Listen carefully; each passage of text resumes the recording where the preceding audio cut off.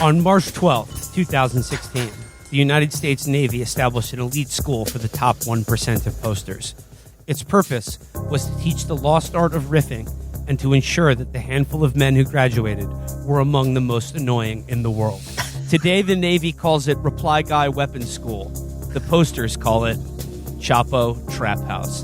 Greetings, everybody. It's Chapo. We're rounding out Top Gun week here with the American Prestige Boys. Yesterday, I recorded an episode of their show about the original Top Gun, and today we are, of course, talking about the newly released Top Gun Maverick. Joining me to discuss is, of course, Matt Chrisman, call sign Squib, Danny Bessner, call sign Professor, Derek Davison, call sign Vulcan, Chris Wade, call sign Trick Shot, and Will Menaker, call sign Bobcat. Gentlemen, it's Top Gun Maverick. So this capybara is not high T enough. Well, it's too many syllables. I was gonna go with cat boy. You know, it's like a cowboy, but for cats. Yeah, that's what that refers to, right? Yeah. Or gentlemen, feel free to this is just my call signs for you off the top of my head, but feel free to give yourself a call sign for the duration of this podcast, where we'll be talking about. No, that's pretty Top cool. Gun. Professor seems like that would have been a real call sign, actually. Oh yeah. It's like, yeah, you're the guy with glasses, you're the professor. By the way, Loser I nerd. know we're stepping off, but like that threw me off. They can't allow guys with glasses into that program. I'm sorry. If they are letting guys with Yeah, glasses, that's actually Top Gun, and political correctness has indeed gone it's too run far. amok. Yeah. All right, so like I said, Danny, Derek, we discussed the Top Gun OG, original Top Gun yesterday, but now we are on to the newly released Top Gun Maverick. So, gentlemen, just your opening thoughts on Top Gun Maverick. Well, I just want to say I'm very excited because since we recorded yesterday's episode, I got my 5th gen fighter in the mail, and I'm looking forward to taking it for a test flight. Over the weekend. I'm pretty psyched about that. So, just 5th gen fighters for the win. Danny, your thoughts on Top Gun Maverick? It's really interesting because it just is the last of its kind in every way. I mean, to me, it's really a movie about movie making. It's really a movie that is such an explicit commentary on Tom Cruise's position in popular culture. Basically, like 10 minutes into him, they effectively refer to him as the last movie star, the last of his kind. And the idea being is that this kicks ass and we're all going to have a great time, but you're not going to see more of these going forward. So there's that whole military aspect, but much more so than the first one. This is really about movies in a way that the first one wasn't really at all. See, I felt like this was what you get when you have a movie that's made to be a military training montage, basically, or sort of a recruitment montage.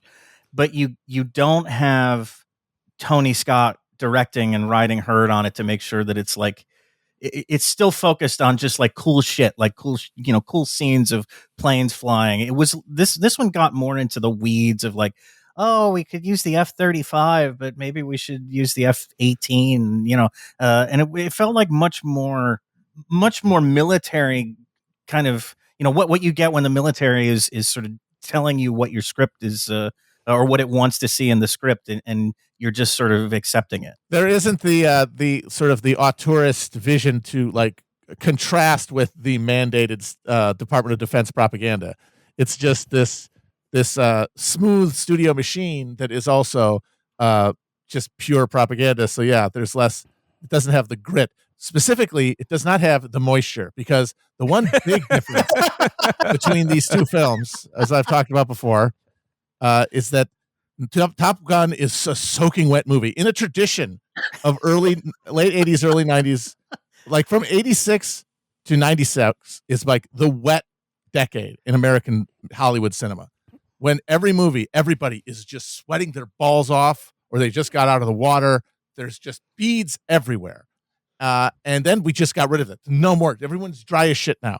And Top Gun, this movie is a perfect example. The original Top Gun, they're just swimming. Here, even though they're fucking on the beach playing double barrel football with each other in the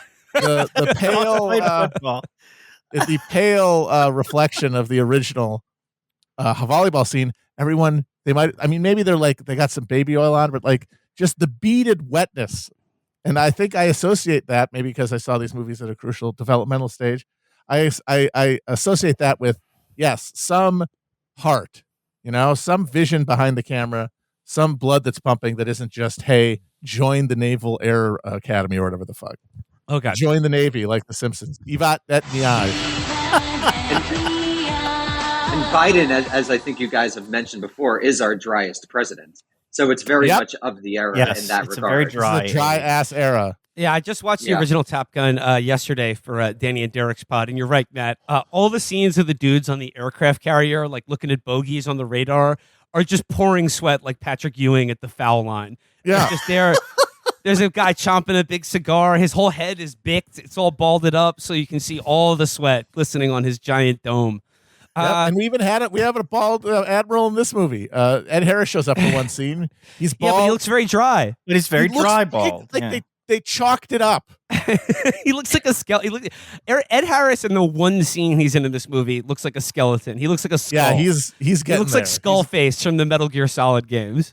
I want to say, like, I mean, I don't know if there's any parallel to draw here between like the death of the fun action movie and this being like, the end of that type of film. But there were no characters in the first Top Gun who ranked even like captain or higher. And this movie is riddled with admirals who are all the administrative load of the American fucking state, man. Exactly, yeah. Every institution in American life is now vastly more top-heavy and gerontocratic than it was at that time. Way more administrators, way more officers just dicking around and sending memos to each other. Okay, Chris, you want to go? Yeah, I just have one thing to add to this episode. I don't really have any takes on the movies. It was a lot of fun, whatever. The new trend of putting actual commercials inside the trailer blocks before movies is disgusting and shameful. It's and in fact, the entire pre-movie content block has gotten wildly out of control. It's bad. Mix of advertorials, prestige TV commercials, what they're doing with like the filling up the Maria Menounos segment with like bloggers and whoever Straw Hat Goofy is. It's out of control. I will not ask for Maria Menounos. I will accept going back to just the pre-show Maria Menounos, just Maria Menounos. Maybe you want to put some ticky-tacky ads, some ads for TV in there. Then the trailers start, and there's trailers. And when the trailers are over, the movie starts. You don't want Nicole Kidman telling you about how good heartbreak feels in a place like this? With her like rubber face mask. By the way, they picked the absolute worst movie star to do that ad, because if what they're trying to do there is get people back in the theaters and fight the rising tide of like streaming content lapping at this point at the fucking hips of the cinematic film experience, you're going to put in somebody who is like one of the top A-listers to do almost exclusively streaming bullshit in the last 5 years. That's true. Get somebody who, there are a few stars who are holding out, and get one of them up. Tom Cruise. There's Tom Leonardo Cruise, for example. DiCaprio, Brad Pitt. DiCaprio is not going on any fucking TV bullshit. Did your guys' screening start with the brief message from Tom Cruise there to assure you that these are real F-18s? His quaff was amazing. I a little bit appreciated that. But yeah, Matt, to your point, that whole like the confusion of what that whole pre-show block is, where it moves seamlessly from ads and then maybe something that looks like a commercial but then turns out to be an ad, and then here's a trailer, but no, it's a trailer for a prestige TV show, and then a few trailers, and then an ad, and then the movie starts. It is giving the absolute wrong message that this is all just content. This is all just slurry. Streaming slurry. Right. It devalues the movies. Get that shit out of there. All right, that's my only take for the movie. I'll let you guys go at it. Absolutely. Co-sign all of that. What they should put in is I'll take half an hour of credits, but I'll take half an hour of trailers, but that's it. Just give me trailers. There should just be a brief message with Mr. Burns singing "Let's all go to the lobby." Well, that's necessary. You need the CGI thing where you're like, you're in a roller coaster going, and there's like you're getting hit in the face by Raisinets. You can keep that. All right. Before we get into the movie, I simply have to register my thoughts on Top Gun Maverick. It is simply this. Top Gun Maverick is an OT level 7 movie. And despite what you may hear, it's an OT level 7 movie. And despite what you may hear or what anyone says on this podcast, if they have anything even slightly critical to say of Top Gun Maverick, they are SP, suppressive persons, or PTS, potential trouble sources. They are PC, pre-clear. This is a movie. This is a movie that analyzes PTP, present time problems, second dynamics, and affinity, reality, and communication, and MEST, material things from matter, energy, space, and time. If I could say one thing, even if I could dent this otherwise unalloyed masterpiece with just one simple criticism, it is this: it is not gay at all. Whereas the first movie is only Kenneth Anger has made a movie gayer than Tony Scott's original Top Gun. Yeah. So Top Gun Maverick, it is denuded of all homoeroticism. Like every other big movie made nowadays.